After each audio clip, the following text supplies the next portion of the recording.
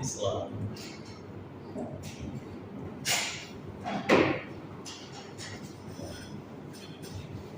Menjadi pembahasan karena sejarah peradaban manusia sering disalahartikan perempuan. Saya tadi di awal menjelaskan bahwa Islam itu adalah agama yang sempurna. Kitanya umat Islam sempurna tidak? Tidak. Kita sering sampaikan. Kita umat Islam tidak sempurna. Kenapa? Karena kita sering mensalahartikan Islam itu sendiri. Kita salah menafsirkan, keliru menafsirkan, keliru memahami, keliru mengaplikasikan. Kenapa? Karena kedangkalan ilmu atau wawasan yang kita miliki. Sayyidina Ali pernah mengistilahkan bahwa orang yang baru tahu sedikit ilmu, maka seolah-olah dia merasa hebat sekali, tahu terus. Kalau tahu lebih banyak, dia merasa menang-menang. Tapi yang tahu banyak, justru dia merasa terdiri dibandingkan ilmu itu sendiri. Kenapa? Karena semakin dia tambah banyak belajar, semakin luas ilmu, semakin dia tahu banyak, semakin dia merasa kalau saya banyak sekali ternyata yang belum saya tahu. Itu permohonan, karena Sayyidina Ali itu orang yang luar biasa. Nanti diistilahkan beliau itu ibaratnya kota ilmu, maka Ali itu maksudnya luar biasa. Maka Sayyidina Ali terkenal dengan ilmu hikmah, nasihat-nasihat yang mengandung. Oke, itu Islam dan umat Islam. Sekarang Islam dan perempuan. Kenapa perempuan tidak Islam dan laki-laki? Ya, padahal sama, kita sama-sama manusia. Tadi awal saya jelaskan Allah menciptakan kita manusia baik laki maupun perempuan sebagai khalifatu fil ardh, pemimpin di muka bumi. Pemimpin yang bagaimana? Apakah semuanya harus jadi presiden? Tidak. Pemimpin dalam tataran masing-masing. Minimal sekali kita semua adalah pemimpin bagi diri kita sendiri. Karena lanjutan ayatnya adalah kita semua akan dimintai pertanggungjawaban terhadap apa-apa yang kita kerjakan, ya. Berarti kita memimpin tangan kanan kita, tangan kiri kita, kaki kanan kita, kaki kiri kita. Kita memimpin lidah kita, mulut kita, mata kita, telinga kita, hati kita, pikiran kita, semua yang ada di dalam tubuh.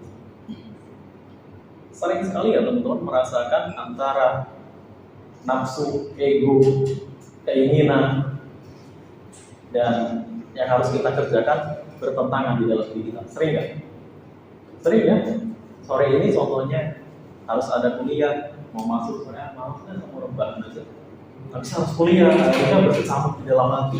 Kuliah merebahan. Ya. Tergantung nanti yang menang mana? Faiz alhamdulillah menang kuliah. Baru. Kalau yang menang rebahan, itu dia baru sampai lagi. Alhamdulillah. Maka khalifah fil ardh itu dalam konteks kecil yang memimpin diri kita. Kenapa? Karena satu orang manusia kalau dia bikin kerusakan, akhirnya merusak, bisa efeknya lebih besar. Semua nanti saling berkaitan, semua saling berarti. Karena kerusakan di bumi ini rata-rata ya pelakunya manusia. Hewan, 100-100 hewan, dia tidak akan membabat hutan habis. Enggak. Selapar-laparnya singa dia makan satu kebo nggak habis, ya kan? Selapar-laparnya sapi dia makan rumput sekebun nggak akan habis, dia makan rumput paling sebagian. Tapi manusia yang perutnya kecil dia bisa babat hutan satu pulau habis, efeknya luar biasa, ya kan? Maka ini manusia sebagai pemimpin di muka bumi. Di ayat lain Allah sebutkan bahwa Allah menciptakan jin dan juga manusia untuk beribadah. Maka manusia, ya laki-laki dan perempuan dikenai kewajiban untuk beribadah tanpa membeda-bedakan. Gitu ya. Banyak ayat-ayat lain yang menunjukkan bahwa laki-laki dan perempuan itu setara. Seperti tanda kutip setara, tapi setara itu tidak harus sama. Adil itu juga tidak harus sama. Kalian mahasiswa kuliah, misalkan kalian punya adik sekolah SMA, SMP, dan SD, tadinya 3. Kira-kira kalau orang tua kalian ngasih uang saku sama semua 50.000, adil nggak orang kalian? Enggak, anak-anak SD bocil ngasih uang saku 50.000, ya enggak? Kalian yang kuliah harus jauh, harus bikin makalah, harus tugas ini itu, habis. Berarti adil nggak? Padahal sama-sama 50.000. Nggak adil. Adil itu nggak harus sama, tapi setara, sesuai dengan porsinya, sesuai dengan kebutuhan anak kuliah ini lebih besar dari adik kalian yang masih sekolah SD. Mungkin sekolahnya juga samping rumah gitu, ya harus sekolah satu transportnya. Itu contoh kecil. Berarti dalam Islam laki-laki dan perempuan ketika Allah posisikan sama sebagai hamba Allah, tapi tidak harus semuanya sama rata sama rasa. Contoh yang selalu tuntut oleh kaum tadi sebutnya feminis, itu kan harus sama. Laki-laki bisa kerja kuli bangunan, perempuan juga harus bisa kuli bangunan. Kasian nggak kalau perempuan harus kuli bangunan? Kasian kan? Ya, maka boleh setara di sektor-sektor yang memang perempuan mampu, karena Allah menganugerahi laki-laki dan perempuan secara takdirnya berbeda kan?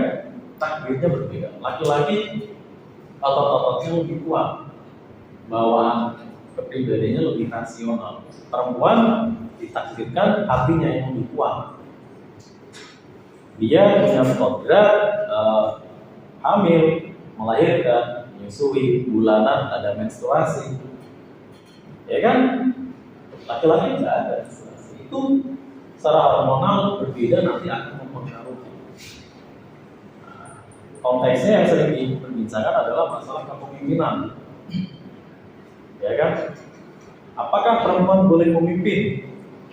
Boleh, karena dia sebagai khalifah. Tapi sejauh mana dia boleh memimpin? Tadi pertanyaan yang bagus, kalau di dalam sholat bagaimana? Saya rasa baik literalis, moderat, ataupun ya progresif. Saya rasa ketiga kelompok ini sama kalau dalam hal ibadah sholatnya.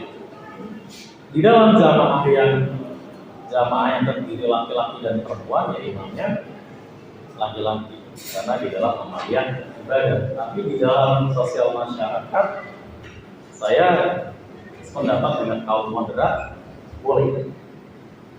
Kenapa boleh? Kita lihat sejarah masa lampau juga pernah ada namanya Ratu Bilqis. Ratu Bilqis itu kan seorang raja ya, dari Israel, presiden berarti raja. Padahal rakyatnya laki-laki, perempuan banyak. Tapi tidak ada yang mungkin seadil, sebijaksana, secerdas Ratu Bilqis. Maka Ratu Bilqis menjadi raja.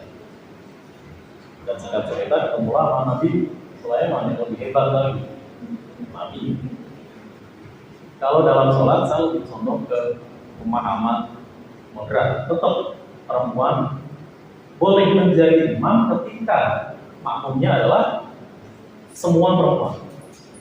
Kalau makmumnya ada laki-laki, walaupun itu laki-lakinya anak-anak, tetap saya lebih condong ke pendapat tidak boleh dalam sholat. Tapi di dalam masyarakat sosial boleh. Kalau memang dia lebih unggul, apalagi di dalam negara demokrasi ya, lebih unggul, lebih cerdas, lebih adil, lebih dari laki-laki yang ada, dia cocok jadi pemimpin. Kampus itu sudah banyak yang rektornya perempuan. Bisa jadi di antara kandidat profesor itu memang yang perempuan yang lebih hebat, dia lah jadi rektornya. Tapi kalau misalkan setara bagaimana? Jangan serta-merta mungkin udah laki-laki aja. Tetap harus ada hal yang nanti diujikan. Yang jelas perempuan itu ada, tadi saya sebutkan takkodrat ya, bulanan dia harus haid. Sedangkan haid itu sebelumnya nyeri ya, yang perempuan itu. Kalau mau haid nyeri ya, moodnya berbeda kan? Nah, hal-hal yang seperti itu sebenarnya ya. Kalau dia bisa mengatasi itu, tidak berpengaruh terhadap kepemimpinan, ya, nggak masalah.